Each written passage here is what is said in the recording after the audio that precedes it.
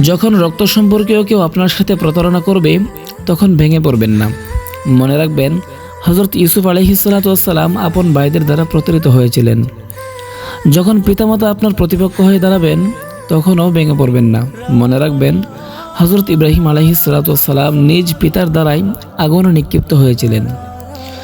যখন ঘোর বিপদে পতিত হয়ে বের হয়ে আসার আর কোনো উপায়ান্তর খুঁজে না পান, আশার শেষ আলোটুকু দেখতে না পান, তখনও ভেঙে পড়বেন না। মনে রাখবেন, হযরত ইউনূস আলাইহিসসালাম মাছের পেটের অন্ধকার প্রকোষ্ঠ থেকেও উদ্ধার হয়েছিলেন।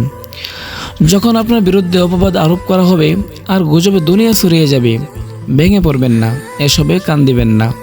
মনে রাখবেন, হযরত আয়েশা সিদ্দিকা রাদিয়াল্লাহু তাআলা আনহার বিরুদ্ধেও অপবাদ আরোপ করা হয়েছিল।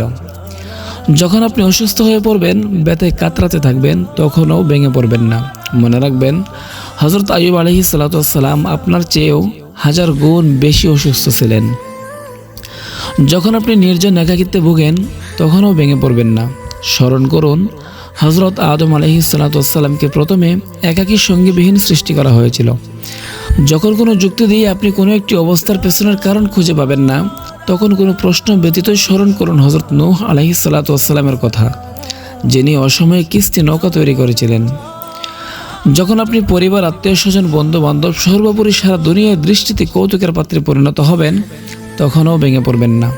স্মরণ করুন আমাদের প্রিয় নবী হযরত মুহাম্মদ সাল্লাল্লাহু আলাইহি ওয়াসাল্লামের কথা, যিনি তার আপন জনের হাসি তামাশার পাত্রে পরিণত হয়েছিলেন।